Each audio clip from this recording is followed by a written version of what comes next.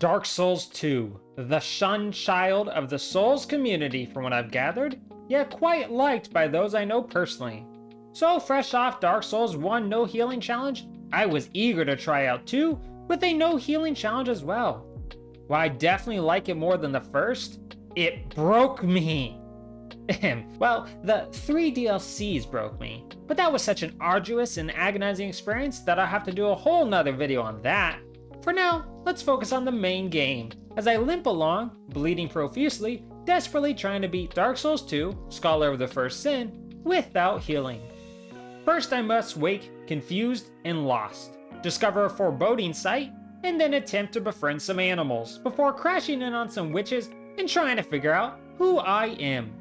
So a pretty standard morning. When asked my name, all I can get out is, before the witches carry on. But who needs a name when you got stylish armor? I'd rather die than take this off ever. But before I deliver on those assured deaths, I make some friends. Are you the next monarch? Or merely a pawn of fate? Bearer of the curse, I will remain by your side till this frail hope shatters. Bearer of the curse, seek misery. What a greeting. Just met and this random lady devotes herself to helping me out. Plus, a talking cat. I'm not sure what's more unbelievable. At least it's pretty believable that the first death I take is from falling. But I do get my revenge. Very, very slowly. Maybe using a broken sword or a tiny dagger against stone statues isn't my best move. But abandoning that path to get chomped on by an ogre rhino isn't my best either. Thankfully, the undead around here are both easier foes and give me a better weapon. Plus, after dying repeatedly here, I discover one of the most important quirks of Dark Souls 2. If I kill them enough times, foes will stop coming back to life like they normally do. I suppose they all must be rage quitting. Probably could have spent less time getting crushed by that avoidable rhino though, but I developed a bit of a grudge. All this fighting, and mostly dying, hopefully explains why it takes nearly 7 hours since I started the game just to reach the very first boss. On the plus side, beating up an old, long petrified, groggy giant that's actively falling apart is quite simple, and only takes 2 attempts. Hooray for wiping out the last of an entire species. I'm definitely the bad guy, aren't I? I don't think throwing myself into an endless pit and accidentally dying changes that, but that's what I do anyway. I'm far less surprised that, since I beat the first boss so quickly, that means the second boss, the Pursuer, takes over 2 hours to win against. To be fair, he had the world's coolest intro when he airdropped in from a humongous bird. I should have skedaddled right then. As cool as the knight is, his name doesn't really work since he spends far more time waiting for me to clonk my way back so he can kill me instead of actually pursuing. He's so fast that I can only ever get a single hit in between his moves, and I'm not winning any awards for being hard hitting. Maybe some for being easily killable and refusing to learn, but they don't give out trophies for that anymore since I've already won those too many times. To be fair to him, he usually did the decent thing and let me get his health down 1/5, maybe half sometimes, and super rarely even a hit or 2 from winning. It was really nice of him to keep the fight going, since usually I'd be dead in 1 or 2 hits, but he couldn't bear killing me too quickly, half the time anyway. He's so damn good at his job that he forced me to actually learn his moves fully, master dodging them, and by the end, I was so trembly with nervousness that one would think I was about to be absorbed into the Speed Force. With his long-sought demise, I can steal his bird and land a tad less cool than he did. I literally have 0 clue why I end up here, but I can tell you that watching your step is pretty important in a place like this. Well that, and what the hell is he doing here? Why are you alive again? Can you please remedy that for me? Oh wait, guess he just popped in to freak me out, make my day a little worse, and then peace out. To be fair, he doesn't need to stick around to kill me when this army of knights will do it for him. Or, better yet, I'll do it for him when I pay more attention to Buffy the Vampire Slayer than where I'm walking. These knights really do put up quite a fight just by sheer numbers, and it really takes death after death to ensure they don't come back before I can even fight the boss. My bad. Bosses. Plural. 3 bosses at the same time if I manage to fall down, but if I stay up, that leaves only 1 to put me in the ground. 1 is more than enough. Unfortunately, this is more of a fight of endurance to see how long I can stay alive. Not long, as it turns out, because even if I kill 1, that means I now have to fight 2 at once, and my brain can barely handle counting to 2, let alone fighting 2. It's rather apparent after over an hour of this that I'm woefully unprepared, so better to flee so other enemies can get a chance to kill me. Those knight statues are thankfully far easier to defeat now that I've both leveled and gained a better blade.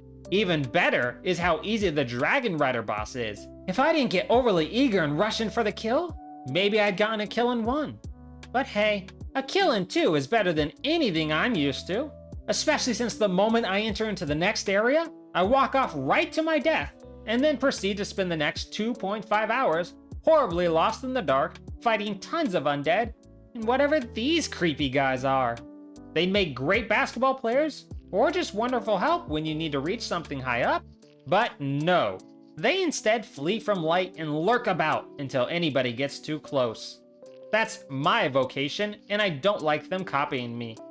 I nearly do win against Dark Souls 2's violent version of CatDog first try, but this time, instead of winning the second try, I begin to consistently lose faster and faster. As much fun as it is to use this pillar to keep the distance between us, it also makes me careless.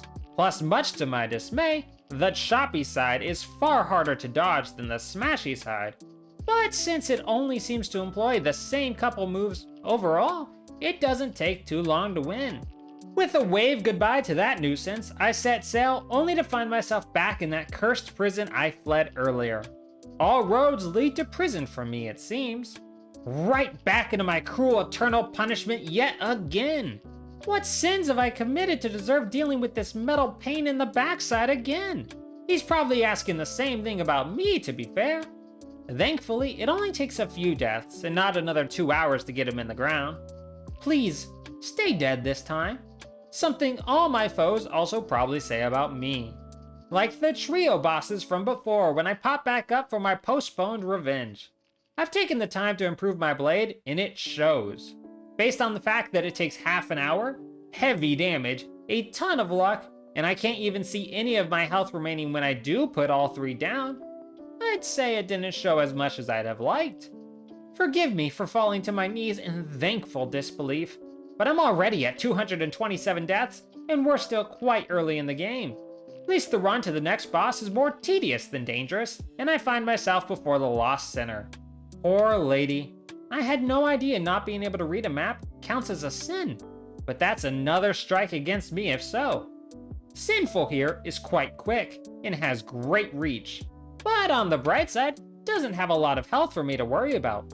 Unfortunately, I overly trust in staying behind her, and I'm often too jumpy, dodging or attacking when I should wait for a better moment.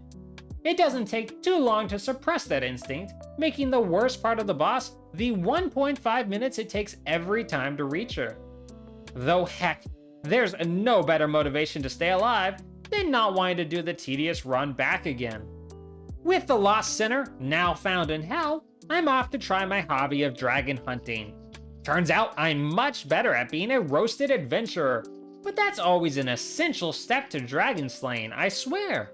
I mean, really, once you get past the heat wave by the skin of your teeth, the dragon may grind you under its heel for a little, but that's not too much trouble, and a few hits leads to an easy win. Only to climb the steps right into the waiting spear of a familiar foe. We're jumping games now, are we? Does anyone I kill stay dead? Other than my parents' high hopes for me, I mean. Without his big buddy though, this dragon slayer is less of a threat than the soldiers that blocked me getting here, and down he goes. With him dead, I'm horribly lost once more. But after another grudge match against the Rhino, I find my way into a new nightmare zone. These woods are home to dark-clad assassins who insist on grouping up and tearing me apart. I really can't seem to grasp fighting them carefully, and even if I beat them, the invader at the end of this bridge always demolishes my dreams of victory. Only by once again whittling them down slowly till they no longer spawn and getting lucky with the big lad do I finally find my way into a zone with a rampaging chariot plus a dozen constantly reviving skeletons. Honestly, I'm pleasantly surprised after tasting the dirt a few times that this fight isn't too difficult. Once I track down and slay the necromancers rezzing the skellies. I mean, it does say a lot that I spend the majority of the fight one hit from death, but I make it through anyway thanks to the highly telegraphed attacks of Spirit here. Only to get killed by some random bandits, then fall right off the ledge after coming back to life. I really gotta stop paying so much attention to Buffy. It's clearly not good for my health. Compels me though. After getting murdered throughout these woods, I grew tired of dying, which is why I not only summoned help from this wanderer, but also turned my blade into a lightning bolt of Zeus. With the wanderer taking all these skellies' attention, and my blade cleaving right through them, I finally achieve a much needed first try victory. Which is wonderful, since the next few encounters involve me frantically trying not to die to poison, but succumbing anyways. Good news though, none of the enemies here put up much of a fight, which is a rare joy. Well, most of them don't at least. Like this sluggish boss that looks like someone took a naked mole rat DNA and hut DNA to create one of the most gorgeous beings ever.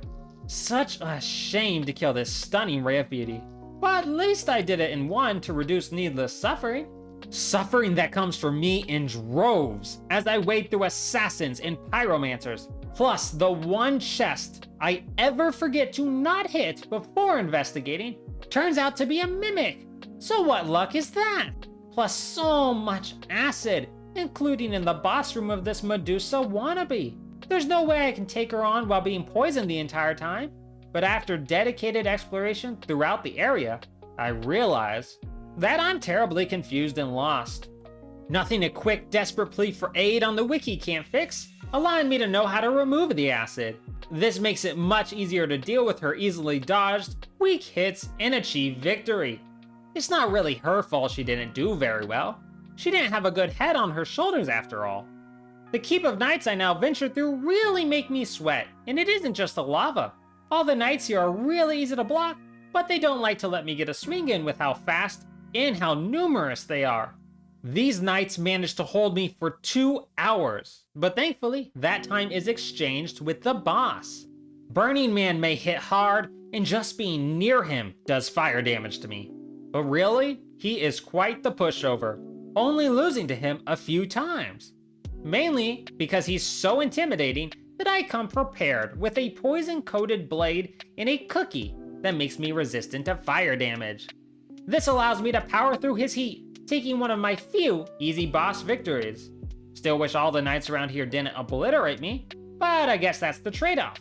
On the bright side, well, I guess that big fella was the literal bright side, but on the figurative one, I find someone else that's highly fashionable.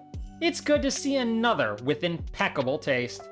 I cannot say the same about this gargantuan lava demon who is wearing zero clothes. But I guess the perks of being a demon is that most people are too busy screaming their way to the grave to judge your fashion choices. Not me though, as this devil proves to be exceptionally slow moving, making for easy avoidance. While he's not quick to take damage, that doesn't really mean much if he can't ever hurt me, leading to a simple win. Time to head back to camp so I can head into the pit from earlier. This time though, I'm living fancy and have my own personal ladder vendor. Unfortunately, ladders can't fill in for poor coordination, so the results are the same, if a tad more embarrassing. I then tackle the very treacherous process of climbing all these ladders. And before you say, that's not dangerous, reportedly, at least 300 fatal victims of ladders occur yearly, plus hundreds of thousands of injuries. I'm pretty much a frickin' war hero to survive all these ladders. I'm done 2 seconds later when I fall right off the side into the void, but I guess it goes to show. Better to have a menacing ladder than no ladder at all. Or in my case, after reaching safety, better to have a brain than not. But I don't get to choose that evidently.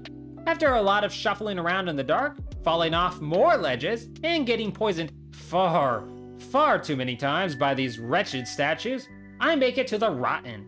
who immediately chops me up. As is becoming a theme, the boss is far less of a threat than all the irksome obstacles standing between me and him. But that doesn't mean he doesn't give me trouble. It's just really nothing in comparison to how much I despise these statues. With the rotting, I continue my grudge against another rhino, fight some more knights, and stumble upon my emerald friend far from where I'm used to her being. Your soul is still frail and pallid. If you proceed regardless, your fate will be more terrible than mere life or death. But I will not stop you. She's not really a source of comfort, is she? Fair enough. Time to double back and find out what I missed. But first, my Darth Maul dreams can now finally be fulfilled. This blade hits hard, but lacks any real defensive properties, making it perfect for a careless idiot like me. It does deeply pain me that the first victims of this twin blade shall be my own people, but I guess that's the way of the Sith, eh? That is, if they don't get me first, but I embrace my fate, gladly. I do use my old blade to strike the boss of them down, not because my twin blade isn't good enough, but honestly, I just forgot to switch back to fight off an annoying invader. Regardless, my path has led me here to the Rat King, who I happily pledge myself to. It's a big honor to meet the head cheese himself, and I pledge to make him the Palpatine to my Maul. I like to think I proved myself a worthy apprentice when I beat this Scorpion Lady on the first try. I mean, I did bring a friend in Bradley, but the Sith love little friends, so I'm sure King Rat wouldn't mind. I'm pleasantly surprised to find practically everyone in the next area has zero care of my existence. I do try to make friends with them, but I suppose my intimidating presence has them all frozen in fear. Sadly, this threateningness doesn't extend to these teeny rats, or their huge friend. I think it's a rat at least. Or a dog. Or a rat-dog mix. I'm not too sure, to be honest. All I know is that when I kill a boss and it kills me back with vomit, it should stay dead. Pinwheel did me that solid in Dark Souls 1. Couldn't this one also do me that favor? Tragic. It only takes a few more tries to learn its moves, and by that, I of course mean fail most of the dodges and barely survive. But instead of waiting for it to vomit again, this time I unleash everything I have. Continuing on, I clash with tons of undead villagers and soldiers. Plus, I'm fairly sure I wiped out a church, which I doubt will look good, so let's not spread that info. It was a really weak church, so hopefully, whatever deity they worshipped is really feeble too, and can't get revenge on me. Any arachnophobes are really gonna hate the next area, and trust me, if I had a choice, I'd Scooby-Doo flee the area, and simply vibe for the rest of the time, but the challenge beckons. I'm deeply ashamed to say that I spend so much time here being Spider Chow that I cowardly switched to my other blade for much needed defense and reach in combat. This does allow me to make it to Mama Spider, because of course, every game with giant spiders must have an extra enormous spider at the end of it. Bad news, Mama Spider kills me immediately. Good news, I get revenge right away on my second try, as she has both huge wind-ups on her hits, but also doesn't seem to be a very good aim. Well, that and just plain luck as I survive what should have killed me. With her demise, I practice some soccer skills and get knocked off my feet by this fiery swamp thing. What an entrance! After chatting with the burning bush for a while, he sinks back into oblivion, which gotta say, truly a gift for flair that guy has. Heading home, I check in to see my death toll has doubled to 450 before returning to my foreboding friend at the castle. But nonetheless, you must forge on. To bring an end to your journey and mine. She's definitely right about my end, at least. Repeatedly so. The dual bosses, a team of dragon riders, aren't nearly as intimidating as their name suggests, being they're missing, any dragons. Anytime they both go melee on me, I'm doomed. But thankfully, neither of them possess much in the way of health. This means once 2 becomes 1, 1 is quick to become 0 given how little variety he has in his moves. Important question. Does it make sense to be killed by a mimic that you're behind when it lunges forward. Even worse when he does it twice. Clearly I have no sense of how reality works, so I guess these are on me. I've been having a pretty nice run of bosses that weren't too much trouble, especially in comparison to the minions blocking my way to them, so the Looking Glass Knight is a welcome change. Which is probably not the normal response to getting slain over and over again, but I genuinely enjoy a tough boss as long as their actions are something I can overcome through practice. Lots and lots of practice needed for sure. The Knight's combos aren't too much trouble to learn. No, my struggle is when the Knight brings in a reinforcement invader through his shield. You know how Kit Fisto is a master of fighting multiple foes at once, but doesn't excel in single combat?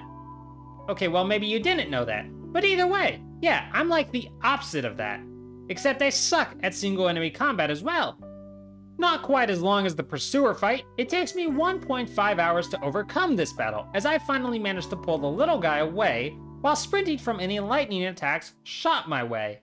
This allows me to knock things back to single combat and win without taking any damage. Which I suppose I should point out, if you die in this game, your health doesn't go back to maximum unless you turn yourself back to human with a limited item. Since I die oh so often, I always keep a ring on me that limits how far that health will fall, but going into so many fights with this reduced health is a nice bonus to ensure I die even more. Well, with such a large death streak finally broken, and now venturing into a watery grave full of magic users, combined with melee fighters, you'll understand why I break out a crossbow to even the odds. I already have very little health and no healing, so I hope you understand that I'm not gonna sprint into many more deaths if I can help it. Well, I am, but to a reduced degree at least. That way, I have some spirit left in me when I face off with Frog Skullface. He's that creepy little guy that insists on two-shotting me. Though, okay, basically everything two-shots me by this point.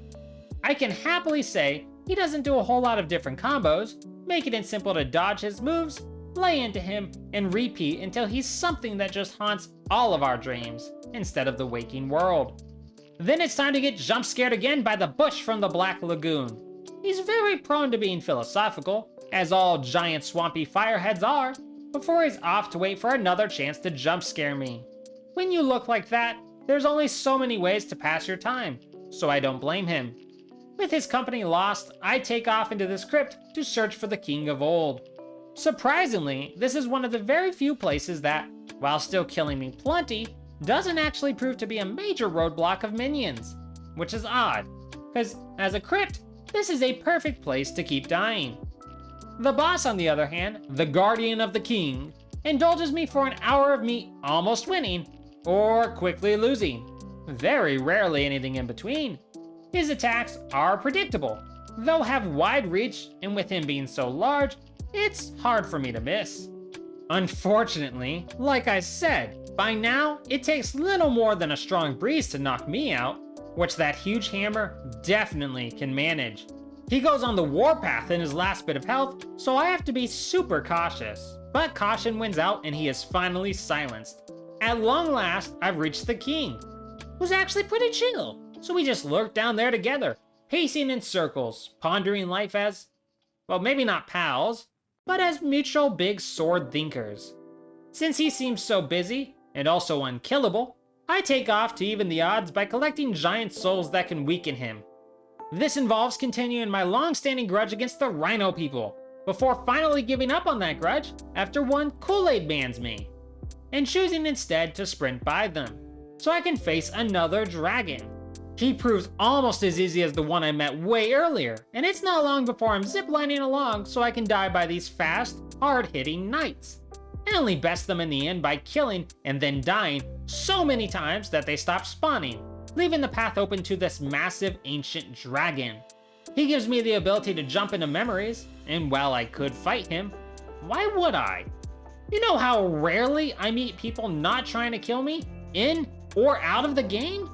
I ain't throwing that away, especially with such a magnificent creature that would surely stomp me.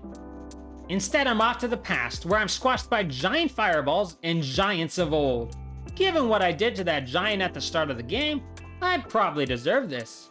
Or I guess since this is the past, I will deserve this. Especially since it seems this giant lord is that same giant, but the past version. I was prepared to die often to him, since the first couple tries went poorly super soon. But oddly, the third try isn't any trouble, since he just keeps spamming the same foot stomp attack. That won't work centuries in the future, and it doesn't work here. The other giant souls are even easier to collect since I can sprint right past any threats. With all of them collected, I'm ready to face the old king.